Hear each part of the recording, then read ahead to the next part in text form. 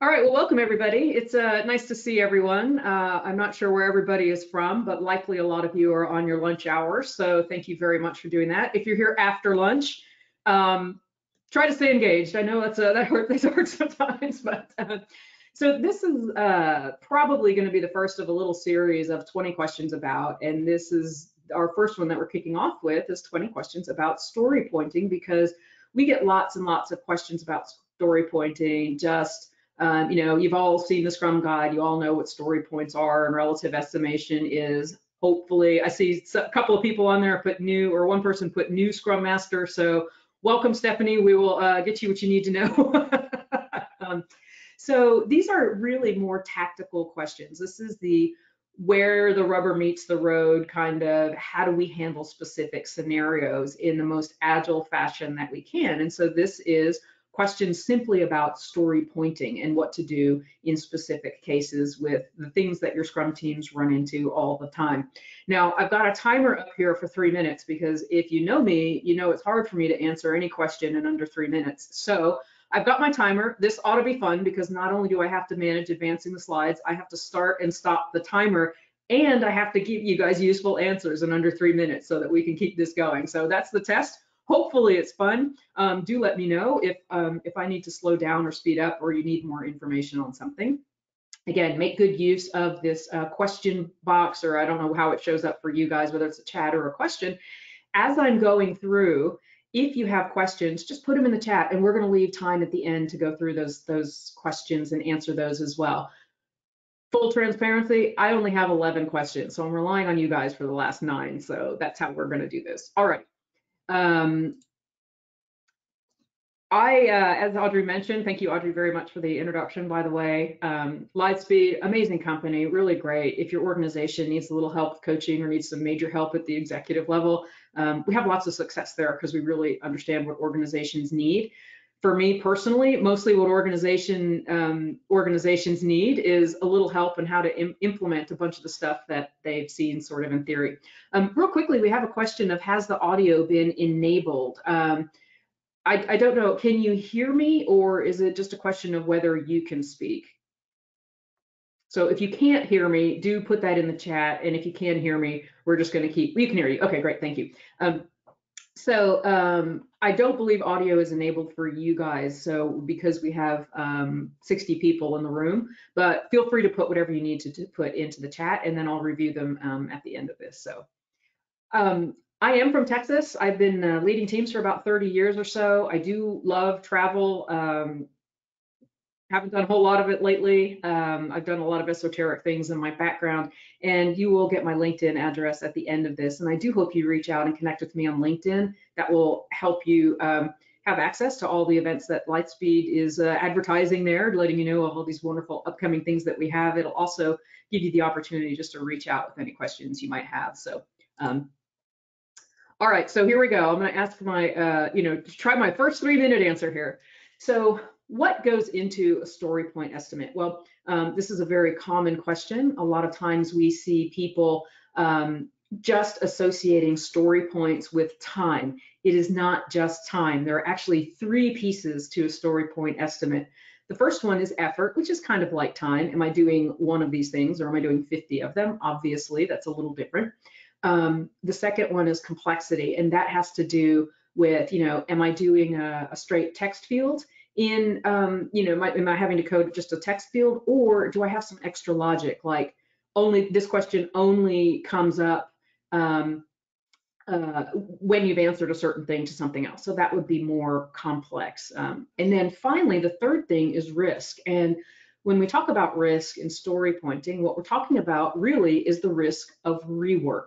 So is the code brittle in that area of the code? Is it new to you and your team? Are you very likely to get some changes to requirements mid-stride? These are all things that wrap up into that risk aspect, which is simply the risk of rework. So 3 things there, all equally important. Story points don't have anything to do with time fully. I mean, they do kind of, but that's just part of the equation.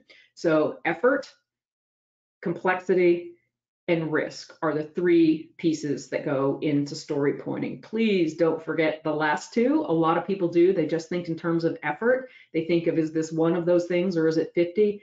But really, you have to wrap up complexity and risk in there in order to get a very good story point estimate that's going to lead to the ability to plan your sprints a little more predictably. So, okay, wow. Got through that one with a minute to spare. So I'm going to reset and we're going to go on to the next question. Again, if you have questions about what I'm saying, go ahead and add them to the chat. If you have new questions, I mean, obviously you don't know what the next 10 are going to be, but if you have your own questions, add them to the chat too. Because remember, I need you guys for the last 9. Okay. Who puts points on stories? Well, this is the Scrum team.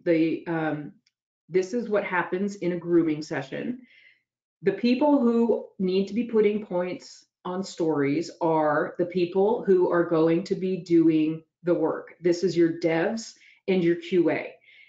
If you're a product person out there, you do not get to put story points on stories. I'm sorry. If you're a Scrum Master, also no. If you're a dev lead doing it by your own for your team, also a no-no. So this requires the input and the conversation from the people who are actually fingers on keyboard doing the work. That is your development team. So remember, in Scrum, our development team includes both devs and QA because we don't distinguish between those two groups of people. But these are the only people who should be putting estimates on stories. Why is that? Because the people who are the closest to the work have the most information about how that work needs to be accomplished and what's going to happen. So lots of models out there for putting story points on things, but the people who own the estimate are the devs and the QA, whoever is going to be actually doing the tasks required to close that ticket. It needs to be them. They are the ones who put the story points on the stories. So, okay, good. So we got through that one as well. I can tell we're going to have lots of questions here. Good ones coming in the chat. There's a couple of them that are coming up, so that's awesome. I've had my psychic hat on. I knew what you were going to ask me. When do we actually map story points to time? So 3 things that go into story points, as I just mentioned: effort, complexity, and risk. A spike is a great example of something that has no risk and no complexity. And so your story points are going to kind of represent time. In a spike, that is a research task that you time box, and you might say, well, this is a 4-hour time box on this research task. There's no risk, there's no complexity. And so effort is kind of a proxy for what your story points are going to look like, but only because in that little equation, the other 2 are 0. That's the only time. Now, I don't live in a 0 risk, 0 complexity world. If you do, I want to know where you live because I want to be there. But in most cases, 99% of the cases, unless it's a spike or something like that, and there's no complexity and no risk, you're going to have more than time associated with it. But a spike, 0 complexity, 0 risk, that is an example of when you might simply have the relationship between story points and time. Otherwise, don't forget the other 2. Okay, what are spikes and do they get story points? Well, that's what I just mentioned. So spikes, they are, starting my timer, see, I knew I'd forget at least once. They are research tasks. So as we all know, we want our stories to be nice and small. And one of the ways that we can make a story smaller is by peeling off some research, because maybe there's lots of unknowns, or there's a little more background investigation that we need to do before we actually start work. So you can peel off a little time to investigate this thing and to feel comfortable with the data and the information that you have going in to give an estimate. You do not want to do spikes for everything. As you know, in an agile world, we have to be comfortable with leaving some unknowns on the table and going forward with good enough. Now, if you don't feel like you can even go forward with good enough because you're missing too much information, you're either just learning an area of the code or it's especially gnarly and complex, you want to cut off some time to, in a separate sprint ahead of time, do a little research spike. That's what they're about. Now, do they get story points? Yes, they do. I will tell you that everything needs to have story points. And the reason they get story points is because They are work that your development team is doing during the course of the sprint. So if you're doing work, have it represented in whatever your tool is as an item. I don't know if you're in Jira, it's going to be a story or a task or something, or if you're in some other tool, it's going to be called something else. But you do want to give them story points because you may have multiple spikes in your sprint, in this sprint, and then maybe next sprint you don't have any. And you're going to have a really hard time planning your sprints and understanding your natural velocity if all of the work that you're doing isn't represented. So go ahead and put story points on everything, which is going to bring me to a question in the future I'm sure you guys have questions about. What does the definition of ready have to do with relative estimation? Okay, so I don't know if you've seen my other webinar about estimating, 12 stories or more an hour, and that's because a well-written story should take less than 5 minutes to estimate. And I know that's probably like, earth-shattering for some of you who have sat through grueling grooming sessions that have lasted for hours and hours, and you still don't have an estimate on something. So what does this have to do with relative estimation? Well, your definition of ready needs to include something like these stories are small and they're concise and they have really clear requirements. Because if they're not small and concise and super clear, I love to use gherkins for this, by the way. If they're not all of that, then it's going to be really hard for your team to put a really good, solid estimate on that story. So what does it have to do with relative estimation?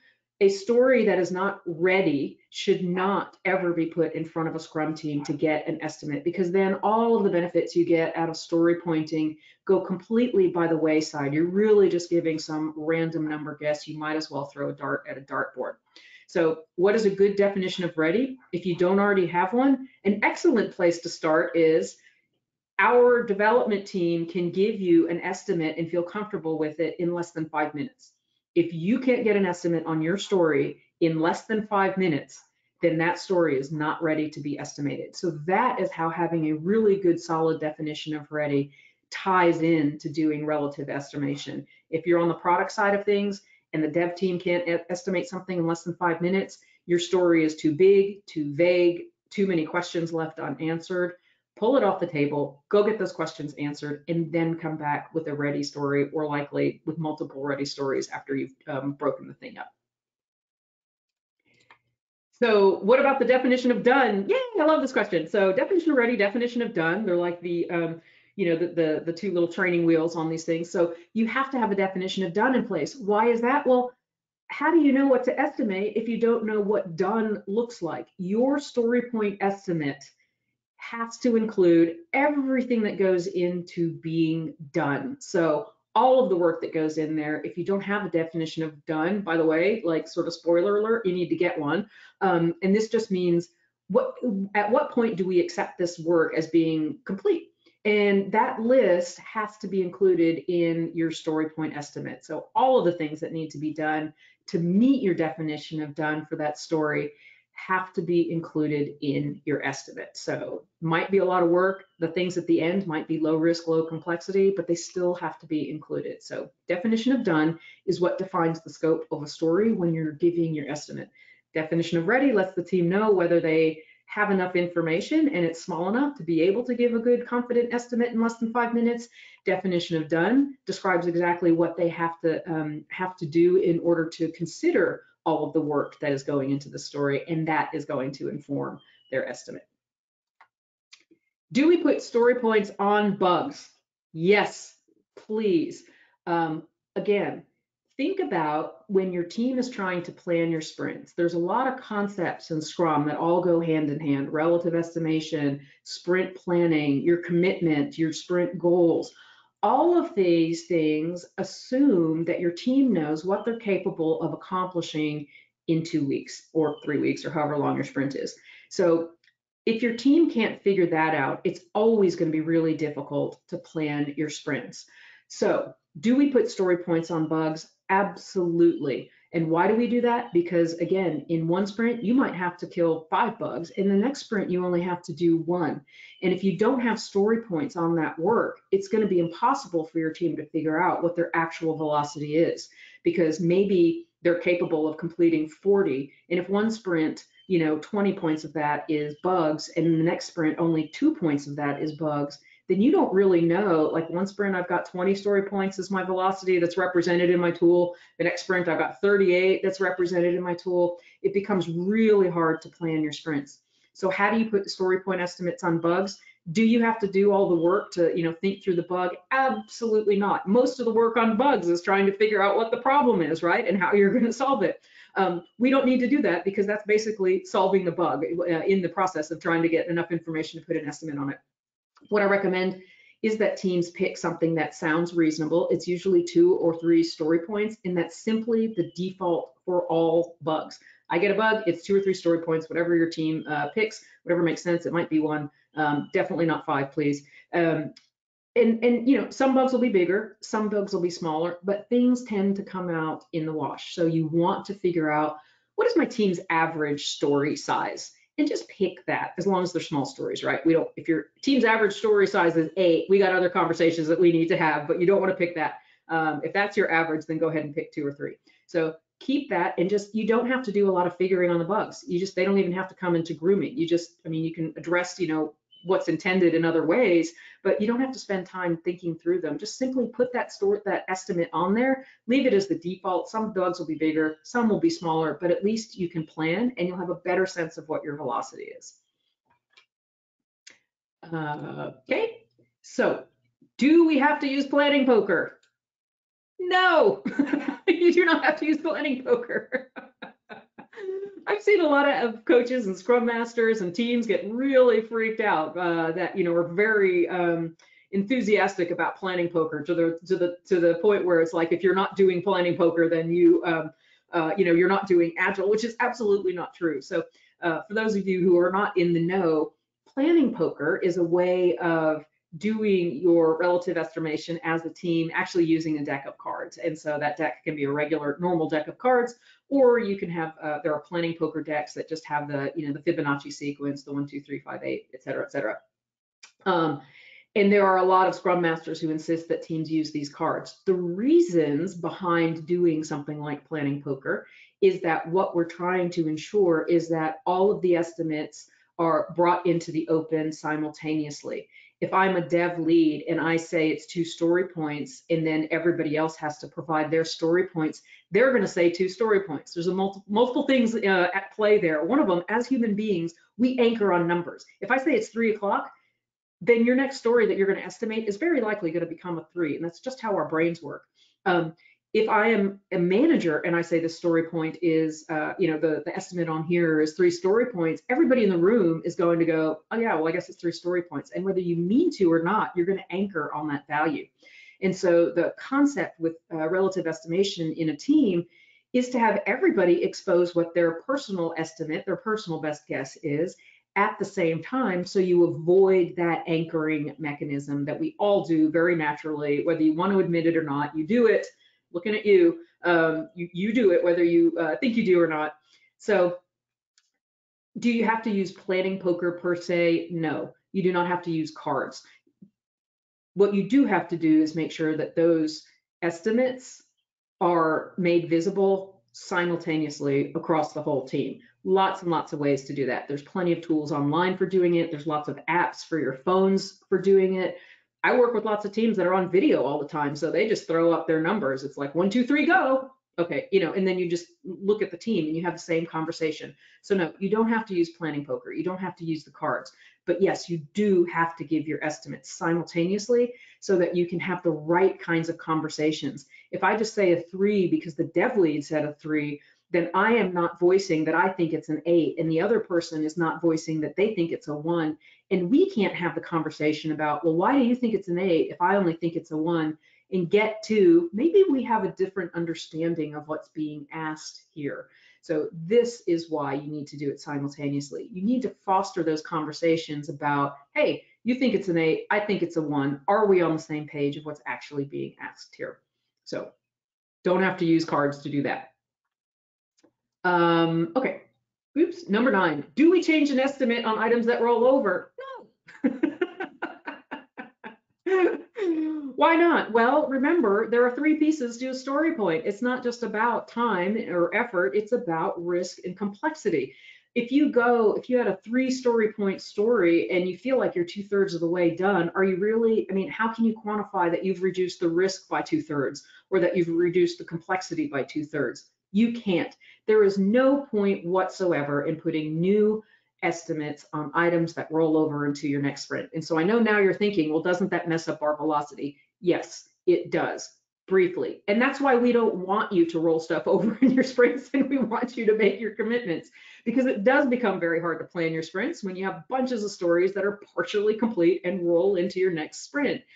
The problem to solve there is not what story points are on them. The problem to solve is, why did these things roll over? Keep the story points. Use that as an opportunity in retro to go, well, why did these things roll over, for one? Number two, did these guys actually take a lot more time and energy and effort than we expected? Were there some unknowns that we didn't account for? You can talk through these guys in your retrospective and figure out how to avoid that in the future. Spend your time doing that, not spending your time trying to figure out, like, does this 5 become a 3 or a 2 or a 1 now that we're putting it in our next sprint?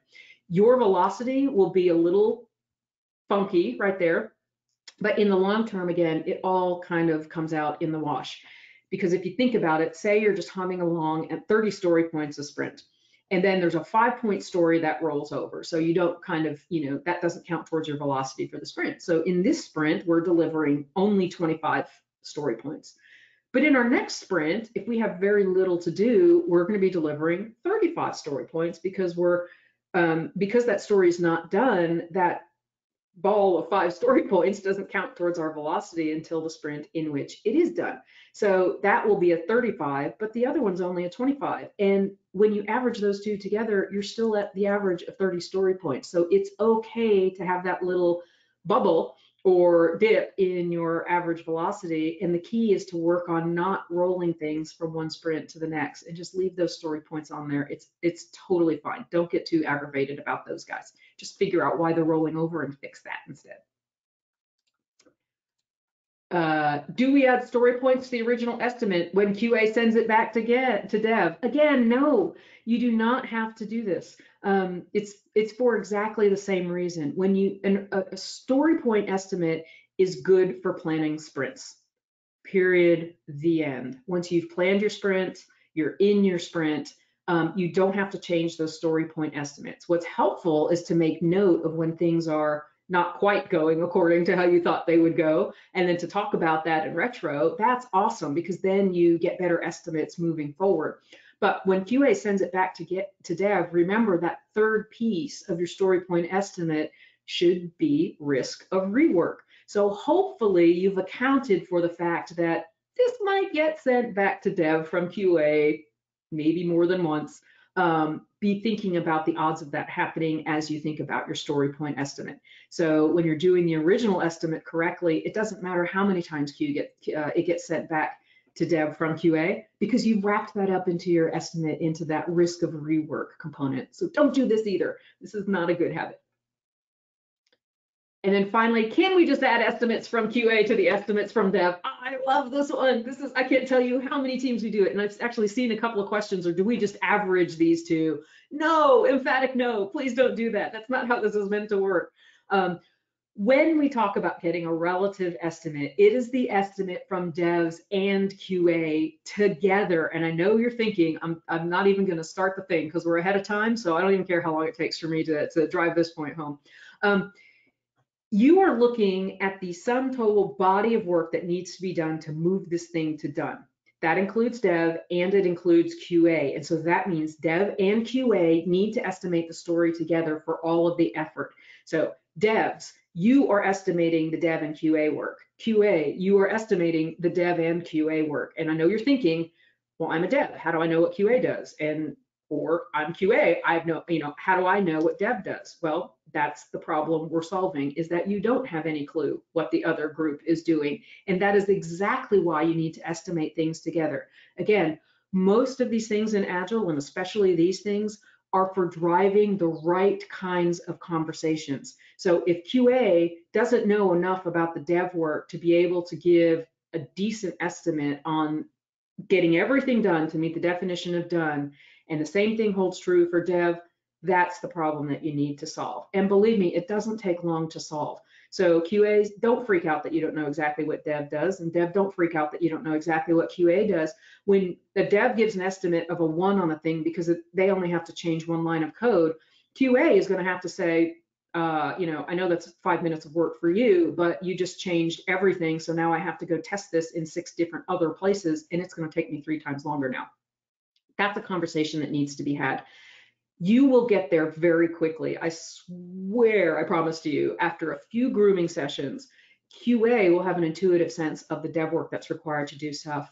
Dev will have an intuitive sense of what QA has to do as well. And you will actually start to converge on the story point estimates. So when you do your planning poker or whatever, throwing up your numbers or whatever it is that you do, you're going to be estimating for both groups, and that's totally okay. And it's going to be wonky. So if QA says something's a 5 and a dev thinks it's 1, you just have the conversation and come to an understanding, and then you get a good sense of what that actual story point estimate is. Do not split them up. Do not average them. Do not add them together.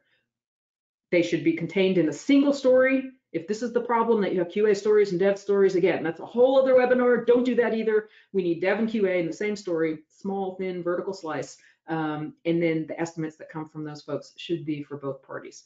So I believe that's my last question. I'm going to keep this slide up here.